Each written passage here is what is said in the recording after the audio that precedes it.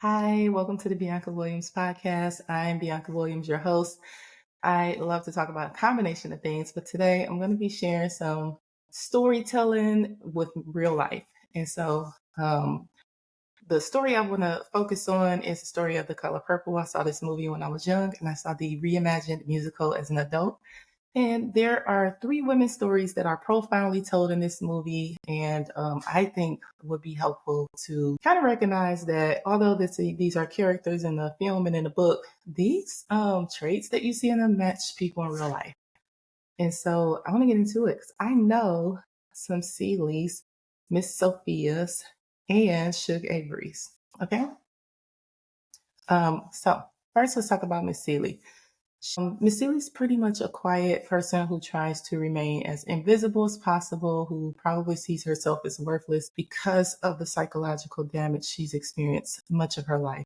From childhood all the way through adulthood, she's been surrounded by some pretty abusive people, some people who've shown her that they do not care about her well being and that they only want to use her for taking care of them, their needs. Also, essentially a form of property or slave or whatever, like kind of represents, just taking advantage of someone and not treating them well. And so these are people that we recognize in real life as the quiet people, as the people who really don't complain, but can often be bullied or mistreated, talked down to, laughed at, those kind of things. And they just shrug it off and keep going as if it doesn't bother them. And this is what I want to say because we saw this in the movie. Deep down inside, it does bother them, right? They feel powerless, though. They've been taught and conditioned to feel powerless and that they don't have a voice, so they don't address it. They more likely pray or go to people they feel absolutely safe with. For Miss Celie in the book and in the movie, it was her sister until she lost contact with her.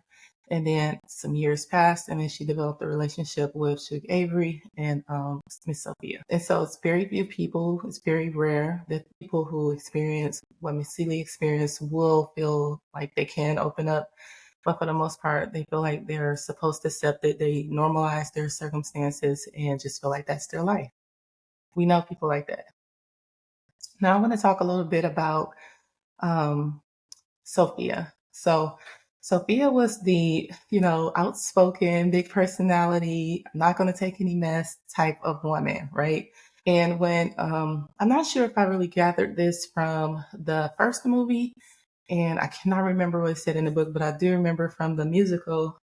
Miss Sophia comes from a line of men, like she's a only girl full of brothers type family, uncles, her father, cousins, right? The men in her family. She just felt like she was not safe and she was never protected, and that the only way that she was able to survive was to fight. She did not feel like this was something her mom did well. This was something that she did not respect or like about her mom. She really wanted to break that cycle for herself because she was not willing to just be mishandled and mistreated by anyone, especially not a man. And so you see her walk around with this tough exterior, with this fight mentality, with this um, almost like aggressive presence at the perception of feeling like she's under attack.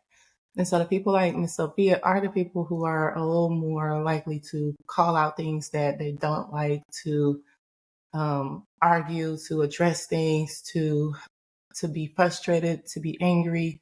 And I would say this, there's the reality of being mistreated and there's the perception. And for people who are experiencing it, both of those are reality for them. So when I say perception, that means that sometimes I feel like there's an attack happening, even if there isn't an attack happening in real life. However, when you feel like it's happening, it is really happening for you. So you're still responding to it as if it's happening. So that's something that we talk about in trauma and mental health, but I'm not going to dig down that rabbit hole today. I'll just say that Sophia was fighting all of these battles. And as we saw in the story, it led to almost this destructive path because when she became triggered or she became upset about something, she went at it hard. She was very, very honest about her feelings, and she was ready. She wanted to smoke. She wanted to smoke. That's the best way I can say it. And so that definitely led to during this time where oppression, racism, sexism was just at its peak.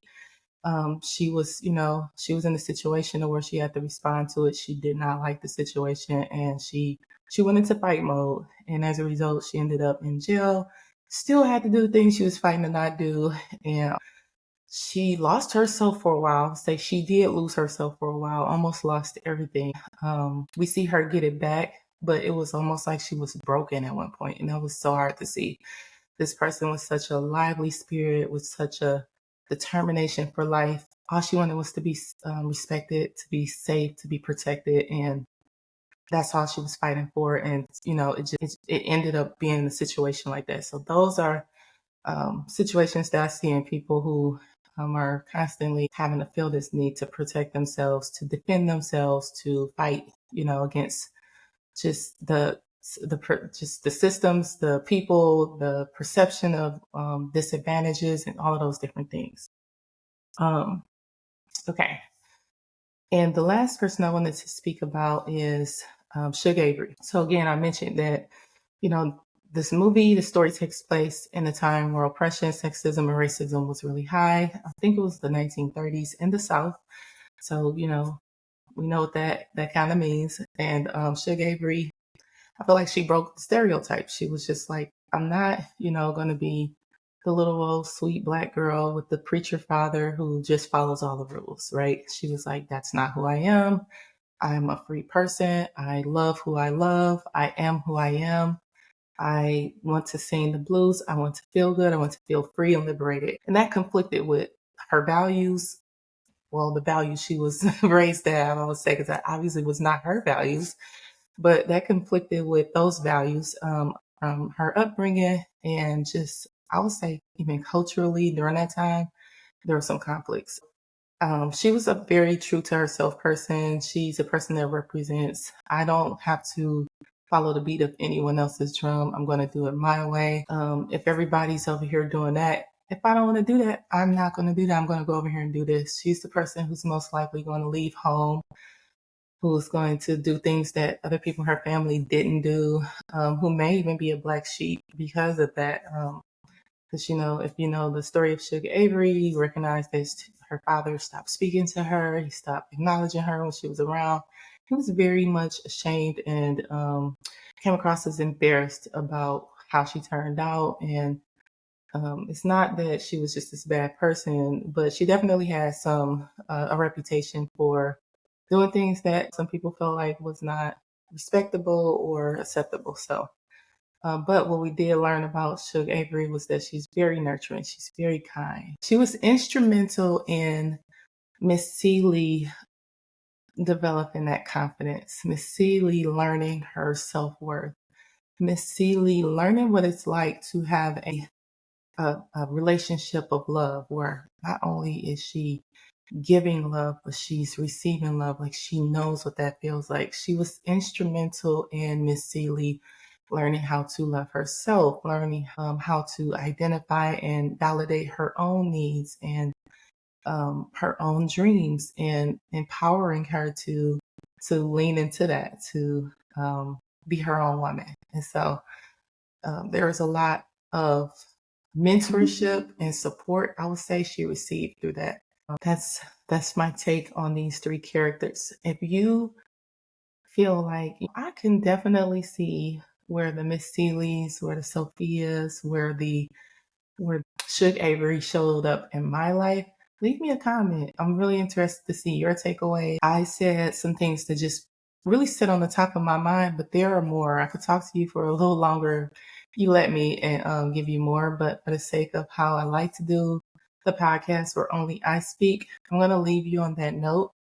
As you guys know, I love to share some tips for just self-growth, all of that fun stuff. And so check out other podcasts. I have interviews going on right now, all kind of fun stuff that can be very helpful in your journey, and just navigating life in general. So if there's a topic or anything that you would like me to speak on, leave me a comment. Talk soon.